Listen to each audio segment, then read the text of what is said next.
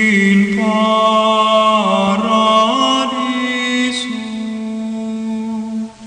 deducante angeli, in tuo adventus suscipiante materes, et perducante in civitatem sanctam Jerusalem, in paradiso.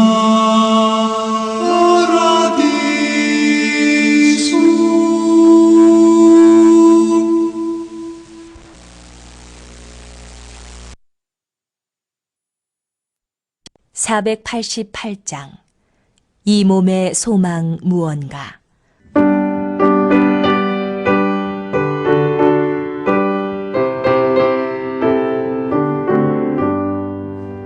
이 몸의 소망 무언가 우리 주 예수뿐일세. 우리 주 예수 밖에는 믿으리 아주 없도다.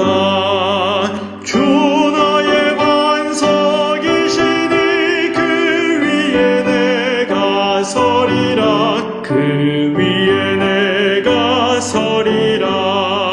무섭게 바람 부는 밤 물결이 높이 설렐 때 우리 주 크신 은혜에 소망에 닿을 줄이라. 주 나의 반석이시니 그 위에 내가 서리라. 그 위에 내가 서리라.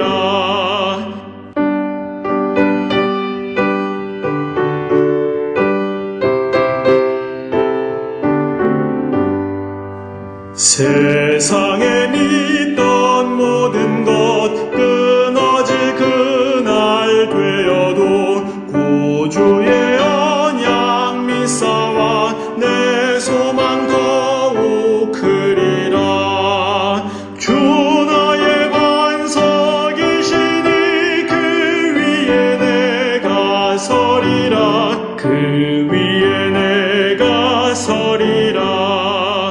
바라던 천국 올라가 하나님 앞에 배울 때 구주의 의를 힘입어 어여시 바로 서리라. 주 나의 반석이시니 그 위에 내가 서리라. 그 위에 내가 서리라.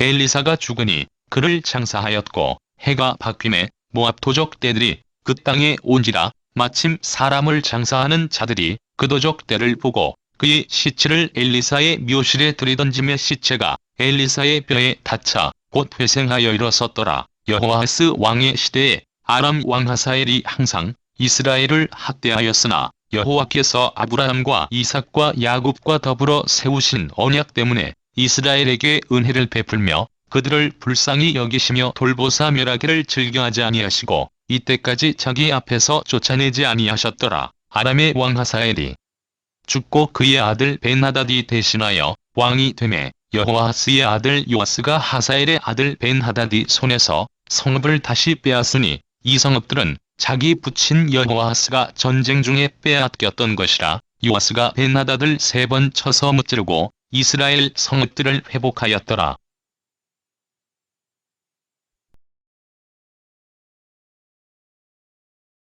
오늘은 하나님의 백성의 능력이라고 하는 제목으로 함께 은혜를 나누고자 합니다. 오늘 본문에는 엘리사가 죽어 장사 지낸 후 1년쯤 되었을 때에 모압의 약탈꾼들이 이스라엘을 쳐들어왔는데 마침 시체를 장사 지내던 사람들이 그들을 보고 급히 가까운 곳에 있던 엘리사의 무덤에 넣게 되었습니다. 그런데 엘리사의 뼈에 그 시체가 닿자 죽었던 시체가 다시 살아나는 기적이 일어났음을 기록하고 있습니다. 이것을 보면 하나님께서 사람을 사용하시기만 하면 누구나 놀라운 능력의 사람이 될 수 있음을 깨닫게 됩니다. 본문에 보면 엘리사의 뼈에 닿은 시신이 후생하는 역사가 일어났음을 보도하고 있습니다. 참으로 놀라운 일인데 어떻게 이러한 일이 일어날 수 있었을까요? 엘리사의 뼈에 어떤 신비한 능력이 있었기 때문이겠습니까? 아니면 엘리사가 죽어서도 죽은 자를 살릴 수 있는 존재였기 때문이겠습니까? 그런 것이 아닙니다. 엘리사의 뼈에는 그 어떤 신비한 능력도 없었습니다. 엘리사의 뼈도 다른 사람의 뼈와 동일한 그저 단지 뼈일 뿐입니다. 또 엘리사도 죽으면 아무것도 할 수 없는 무기력한 존재일 뿐입니다. 그렇다면 엘리사의 뼈에 닿은 시신이 살아난 것은 어떻게 설명할 수 있을까요? 그것은 바로 생명의 주이신 하나님이 그 시신을 다시 살리셨기 때문입니다. 다시 말해서 하나님의 능력이 죽은 자를 다시 살리신 것입니다. 그런데 중요한 것은 하나님께서 죽은 자를 살리는 이적을 베푸실 때 죽은 자의 뼈를 사용하셨다는 사실입니다. 죽은 자의 뼈가 의미하는 것이 무엇입니까? 바로 무가치함입니다. 아무리 엘리사가 능력 있는 하나님의 선지자였다고는 하지만 그의 뼈에 무슨 가치가 있는 것은 아닙니다. 죽은 자의 뼈로 할 수 있는 것은 아무것도 없고 뼈 자체는 전혀 쓸모없는 것에 지나지 않습니다. 그런데도 하나님께서는 죽은 자의 뼈를 사람을 살리는 데 사용하셨던 것입니다. 하나님은 자비로우신 하나님으로 악인이라도 죽고 망하는 것을 원하지 않으시는 긍휼의 하나님이십니다. 하나님은 비록 멸하기로 작정된 자라도 바로 멸하지 아니하시고 돌아오기를 기다리시는 분이십니다. 그러므로 진정한 성도요 하나님의 자녀라면 이러한 하나님의 자비와 오래 참으심을 멸시하지 말아야 합니다. 다시 말해서 이러한 하나님의 오래 참으심을 올바로 인식해서 회개하는 데 신속해야 한다는 것입니다. 아울러 이러한 하나님의 자비와 오래 참으심을 받은 자답게 우리 역시 우리 이웃에게 이러한 자비와 오래 참음을 실천하며 살아야 할 것입니다. 이사야 30장 18절에 그러나 여호와께서 기다리시나니 이는 너희에게 은혜를 베풀려 하시며 일어나시리니 이는 저희를 긍휼히 여기려 하심이라. 대저 여호와는 공의의 하나님이시라. 무릇 그를 기다리는 자는 복이 있도다 라고 말씀하였습니다. 하나님은 언약의 대상의 상태에 상관없이 당신의 언약에 신실하신 분이심을 또한 증거합니다. 본문을 보면 하나님께서 당신 앞에 깊이 범죄하고 결코 돌아설 기미가 보이지 아니하는 북이스라엘에 당장 멸망시키지 않은 이유가 나옵니다.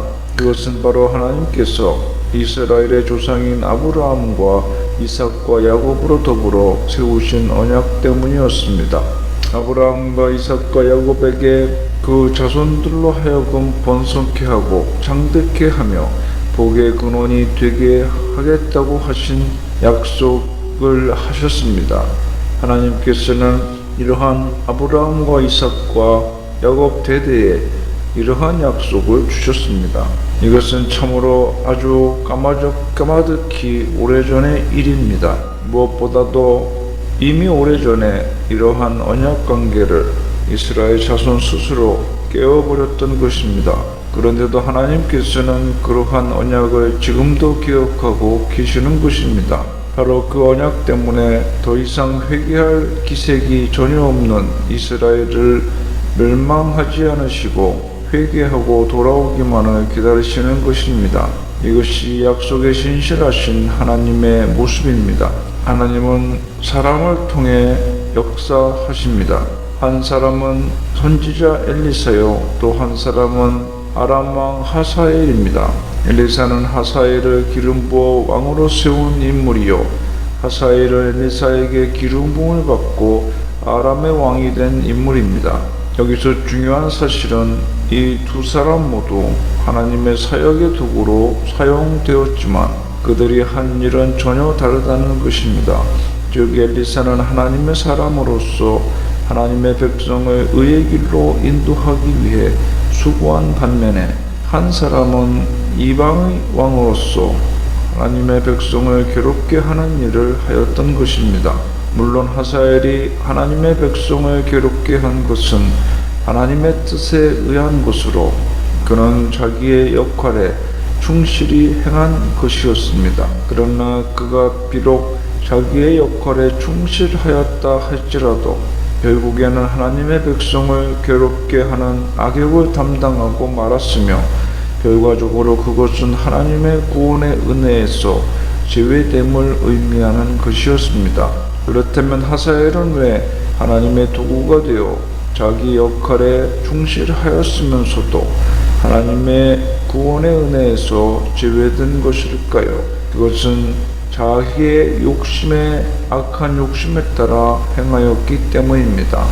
그가 아무리 하나님의 도구가 되어 이스라엘을 괴롭게 하였어도 그 행위의 근본은 악에서 비롯된 것이었습니다. 오늘날에도 하나님의 도구로 사용되었다 하나 결국에는 하사엘과 같이 버림받은 자들이 있습니다. 바로 자기의 악한 욕심을 따라 행하는 자들입니다. 우리는 이러한 자들의 뒤를 밟지 말고 엘리사처럼 하나님의 귀한 도구로 사용되어 하늘의 상급을 받도록 하나님의 말씀을 따라 행하고 우리의 종과 욕심을 그리스도의 십자가에 못 박는 성도들이 되어야 하겠습니다. 엘리사의 무덤에서 일어난 이와 같은 기적은 그가 하나님의 선지자였음을 증거하는 것이었습니다. 이처럼 어떠한 사람의 진정한 평가는 대부분 그의 사후에 나타나기 마련입니다. 우리의 사후에 과연 우리의 후손들은 우리들을 어떻게 평가할 것인가 생각해 보아야 할 것입니다. 전지전능하신 하나님은 엘리사가 죽어 장사됨으로 그를 통해 역사하시던 하나님의 거룩한 능력이 이스라엘을 통하여 전지전능하신 하나님은 엘리사가 죽어 장사됨으로 그를 통해 역사하시던 하나님의 거룩한 능력이 이스라엘로부터 사라지지 않았다는 것을 보여주시기 위해서 엘리사의 죽은 몸을 통하여 기적을 행하셨던 것입니다. 이렇듯 선한 사람들이 죽은 후에는 사람들의 마음속에 명예롭게 간직되고 위대한 영향을 끼칠 수 있는 것은 전적으로 하나님의 손에 달려 있습니다. 이스라엘 백성들은 다른 이방 족속들로 인해 많은 어려움과 고통 속에 처해 있었습니다. 그들은 좌절과 시리에 빠져 하나님이 존재한다면 과연 이럴까 하는 하나님의 존재 여부에 대한 회의에 빠질 위험에 놓여 있었습니다. 그러나 사랑하시되 끝까지 사랑하시고 우리의 모든 생사화복을 주관하시는 하나님께서 그들을 외면하지 아니하시고 그들의 믿음을 다시금 소생시키실 뿐만 아니라 그들로 하여금 새로운 구원의 소망을 갖게 하셨던 것입니다. 하나님은 이제는 죽어 장사된 엘리사의 몸을 통해서 놀라운 일들을 이루셨습니다. 하나님은 엘리사가 살아있을 때에도 그와 함께 계셔서 놀라운 일을 이루셨고 그를 통하여 영광을 받으셨습니다. 엘리사는 선하고 훌륭한 사람으로서 하나님을 믿는 신실함으로 말미암아 나라의 많은 사람들에게 영향을 끼쳤던 사람이었습니다. 그는 죽은 후에도 사람들의 마음속에 고귀하게 살아남아 있어 그들에게 많은 영향을 끼쳤습니다. 하나님은 엘리사가 죽은 후에도 그를 사용하셔서 하나님께서 이스라엘 백성들을 얼마나 사랑하시는가를 보여주셨습니다. 절망과 시리에 빠져 있는 사람들로 하여금 구원의 소망을 품게 하셨습니다. 하나님께 사용되는 선하고 훌륭한 인물들은 이처럼 죽은 후에도 하나님의 사람으로서 영원히 소멸되지 않는 영향을 끼치는 것입니다. 오늘은 사람의 죽음도 뛰어넘는 하나님의 놀라운 은혜와 자비의 사랑과 능력을 살펴보았습니다. 이와 같은 사랑과 자비와 능력을 통하여 하나님의 뜻을 이 땅 위에 이루어 가시는 하나님의 백성들이 다 되어지시기를 바랍니다. 기도합시다. 하나님 아버지, 우리들을 살아서도 사용하시고 죽은 후에도 사람들의 마음속에 선한 영향력을 남겨두셔서 계속해서 사용하시며 또한 무능한 자에게 지혜와 능력을 주셔서 우리의 능력이 아니라 하나님의 은혜와 능력으로서 위대한 역사를 이루고 선을 행하게 하심을 이 시간 깨달았사오니 이와 같은 하나님의 거룩한 백성들이 되어서 주의 뜻을 받들게 하여 주시옵소서. 예수님의 이름으로 기도하옵나이다. 490장 주여 지난밤 내 꿈에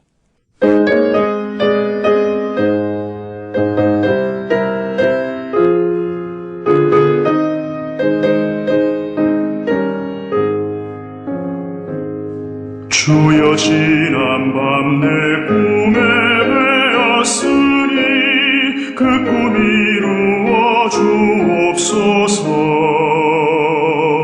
밤과 아침에 계시어 보여주사 항상 은혜를 주옵소서. 나의 놀라운 꿈 정녕 남이 끼는 장차 큰 은혜 받을 편이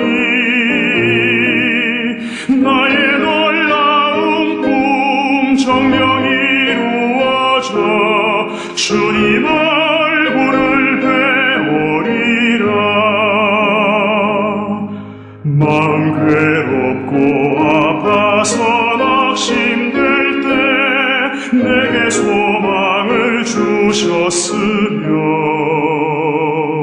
내가 영광의 주님을 바라보니 앞길 환하게 보이도다. 나의 놀라운 꿈 정녕 남이 끼는 장차 큰 은혜 받을 편이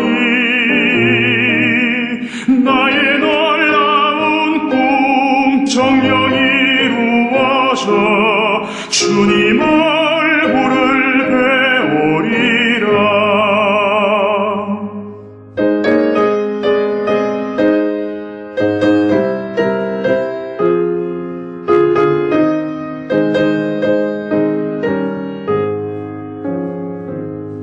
세상 풍조는 나날이 변하여도 나는 내 믿음 지키리니.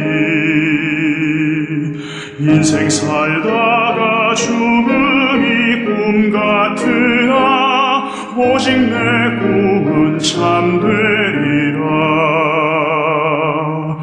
나의 놀라운 꿈 정녕 남이 끼는 장차 큰 은혜 받을 편이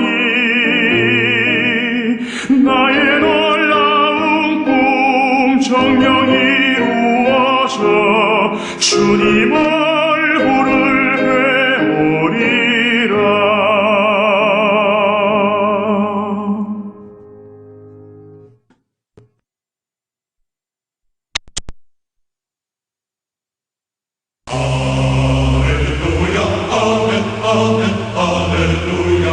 아멘.